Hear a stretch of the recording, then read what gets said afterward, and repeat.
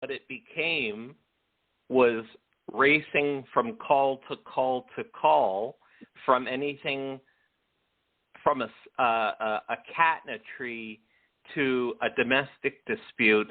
And there was always a pressure there that you had to clear that call and get on to the next as quickly as you could. And I really connected with people on that job. And I thought I could spend the time that I needed to help them. But again, the wheels of the system want you to produce and clear backlogs of calls to 911 or on the regular non-emergency number. So it really became like a hamster wheel for me. And I had worked undercover drugs with our police department. I had done numerous undercover operations, as well as uniformed patrol, where you were in a marked patrol car. And there came a time where I said, I want to be my own chief of police. In fact, I want to run my own show where I can take as much time as I like to help people. And with that, we created Niagara's very first private law enforcement company. And so I took the idea of the public police and my experiences with them and brought that into a private for-hire setting. And I trained all of my security officers in arrest powers. I had them trained professionally by the local police department and certified so they could go out and arrest where needed people who were on our properties doing things that they weren't supposed to be doing. We also had a canine unit, which I was a part of. And so the dog would come on patrol with me in my patrol car every night, and we would go and check the various properties that we were tasked with and hired to do. And I did that for 10 years. I did the public police for 10 years. I did the private sector work for 10 years, and it was getting to be about the 9.5-year mark. And my wife would say to me, why are you still going out on the street? You don't need to do that anymore. You can sit behind a desk and do the paperwork, but you really don't need to go out and make arrests anymore. And for me, that wasn't the fun, sitting behind the desk. The fun was going out and being of service to my community by catching the bad guy. And I excelled at that. I would make 2 or 3 or 4 different arrests a night. And I was training. I was in a training role because, of course, I was the owner of the company. And wouldn't you know it, that a new prodigy that we had just brought into the company to learn with me was out on patrol with me. And he was from the Canadian Armed Forces, fresh out of Iraq. And he was my trainer, my trainee. He was the one that I was set to train on his very first night. And so I did that. And that is when I came up against a situation that in 20 years of policing, I had only heard about. And that was somebody who was high on drugs, half your size, but with superhuman strength. And that was, we were told that in training, that these people existed out there.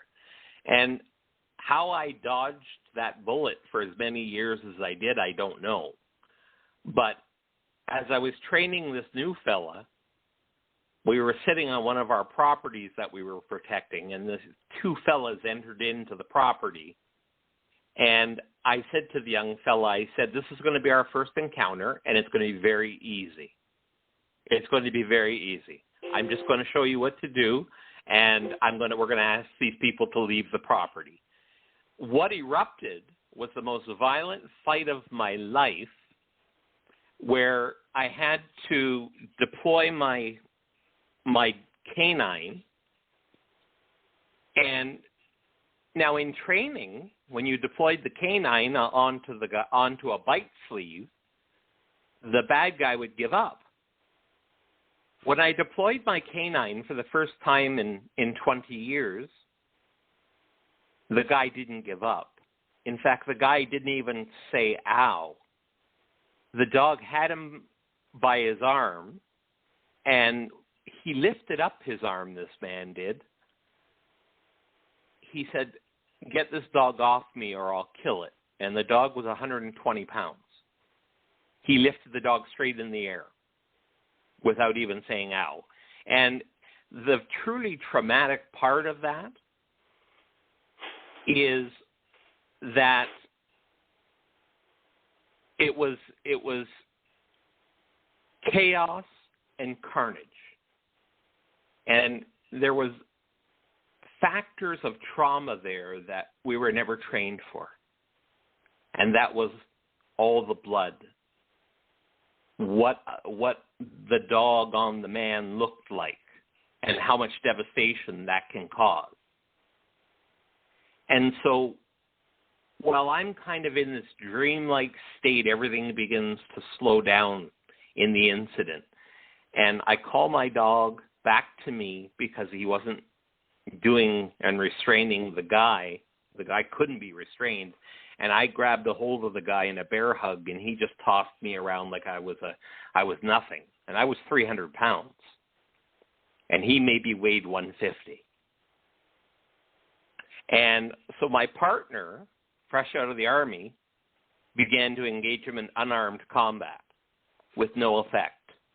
Devastating techniques that were attempted to use, that were used in a military to try to take down a man were not effective on this guy. He began to beat both of us up, and I deployed the dog a second time to no avail. Once that had no effect on the man, I pleaded with him, please just sit down, I'll call an ambulance for you, because he was full of blood, and I'm not trying to trigger any of your listeners, but he was full of blood from the two bites, and he wasn't complaining, but I was trying to reason with him at that point.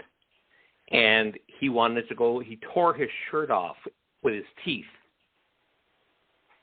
And so he's bare-chested now, and he said, let's go again. Now, how scary is that? After all of that, he tore his shirt off, his T-shirt off, because it was a summer night. And he said, he tore his shirt in two with his teeth, and he said, let's go again. And I was exhausted. The kid I was training was exhausted. None of my tools were having any effect on him whatsoever. And in fact, when the police arrived to assist us, after we were kind of sent on our way and the man was taken to the hospital to get his wounds tended to, everybody at the office, when we went back, said, what was it like? What was it like? And they were all high-fiving and that. And I wasn't doing that because all I felt I had done was hurt somebody. And I thought there had to be a better way than just going through that huge fight that I just went through with this guy. And so it took about 3 months before I started to exhibit signs of post-traumatic stress disorder. And I would lose my temper. I'm a very quiet, mild-mannered person, but I was a raging lunatic at times at home. And this was unusual for me, and this was the first signs of trouble. And as I let it go, and we got into 6 months, I began to see people that weren't there. I began to hear people call my name that weren't there. I thought I ran over people with my patrol car in the middle of the night, only to stop the car, quickly jump out and look underneath, and no one was there. They were like ghosts, but I thought I'd actually hit them. And so that brings me home.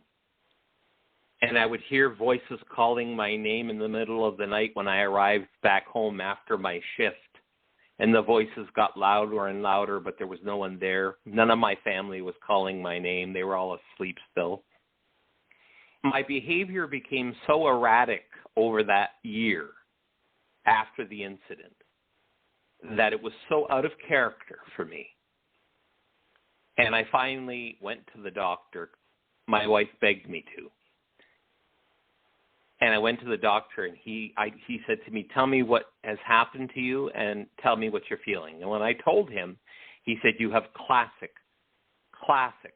post-traumatic stress disorder." And that was the first time I had ever heard that label applied in a non-military sense. In fact, it was a time, just like with dyslexia, that post-traumatic stress disorder, at least here in Canada, was just kind of being believed. And the doctor said to me, "I'll put you on a waiting list. It's going to be another year before you can see somebody for help. But I'll put you on a waiting list. Until that time, you should not be engaged in the work of a law enforcement officer, because it's going to do you more harm than it does you good mentally." And so eventually I had to leave my chosen career for my own good health. And what's interesting about that is that my wife had asked me not just a few weeks earlier to get off the road. Why am I on the street? Why am I arresting people? And I didn't heed her warning. And so the way I believe is that the universe set a door to close behind me, which was my dream, what I thought was my dream career as a law enforcement officer. It closed behind me, and I didn't know who I was, because all my life I've been in a uniform. All my life, that since I could begin working. I worked as a security guard, then I got into policing. I was always wearing a uniform, and that uniform, I didn't know it, became my total identity.